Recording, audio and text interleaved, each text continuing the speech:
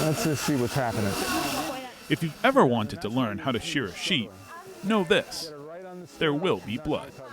When you first turn that sheep over and you're trying to do it and you have a machine that can, cut you or cut the sheep, that's where you need somebody to guide you. Okay. Use your hand to go like this. Now cut that. The first one is the toughest. I always tell people that because sometimes they're discouraged after the first one. But, as you do more and more, you get better and better. But you don't get good unless you keep practicing. And there will be some nicks today and some little cuts and scratches. The great thing about it is sheep heal really quickly. We're not going to do any in today, I assure you. You're going to have to pull her up more. Step back. Pull her up. Jim McCrae has been an instructor at the University of Vermont Extension's sheep shearing school for 15 years. His experience and guidance is helping Lydia Smith gain the confidence she'll need as a shearer. I was actually surprised how fast it went. I'm completely self-taught until today, so it's helpful having someone who's sheared thousands of sheep showing me the right way to do it. At this annual event, McCrae and the other professional shearers teach the proper pattern to follow when shearing and how to set up and use the equipment.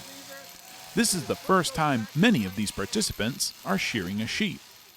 When McCrae works with a first-timer, he emphasizes the 3 words every shearer lives by: practice, practice, practice. You never really get good unless you do it a lot. And we tell people that they need to shear 1,000, maybe it's 5,000 sheep before you really get professionally really good at it. Mike Kuba farms in Troon Lake, New York. His flock hasn't been sheared yet, but that won't last for long. I just sheared my first sheep. Yep. Wow. Yep. How did it go? It went well. I felt bad for her, but she was very relaxed, which was good for me. It took a while, longer than I had thought it would. She was basically a bowl of Jell-O, so it was a little difficult to move her around and get her in a position I needed her in, but it helped in other ways in that I didn't feel rushed, so that was good. I'm sure my next sheep is going to be kicking me. Helping Kuba shear his first sheep is UVM Extension livestock specialist Joe Emmenheiser. Do you remember shearing your first sheep, Joe? I do, and it took several hours, and we didn't get all of it done.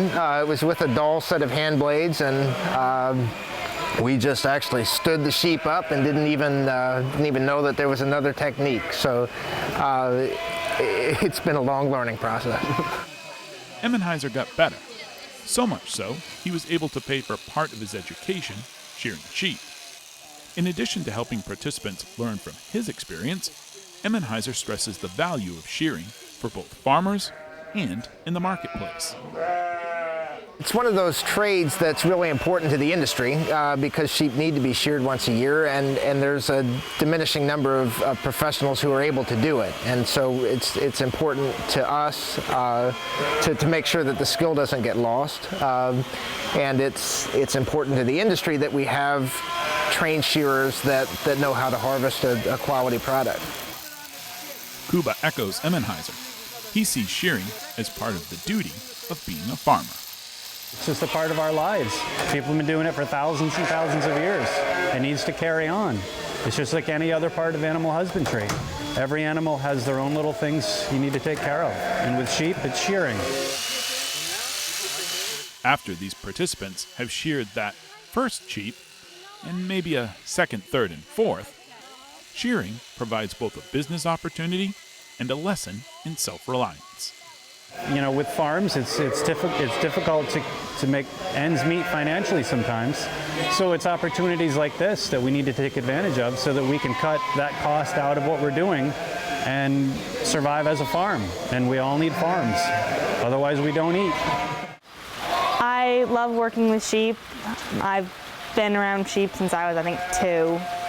I want to ultimately be able to shear my own flock, and there's a lot of small flocks in the area. My sister used to do a similar thing, so we're always getting calls from people saying, oh, I need my sheep sheared, but she's now a nurse and is moving away next month, so someone needs to fill that. For practiced pros like McCrae and Emmenheiser, the work is its own reward.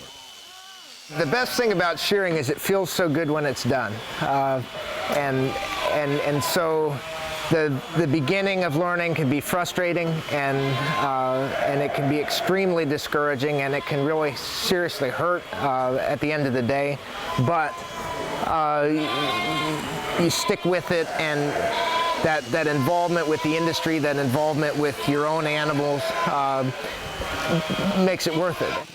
Just the other day I was down in Grafton shearing a bunch of sheep, and I was in a dance. I was dancing. I was just moving, and the handpieces gliding through the wool, and it's just almost meditative. You're doing a great job, and it's going off good, and I love it. There's nothing better.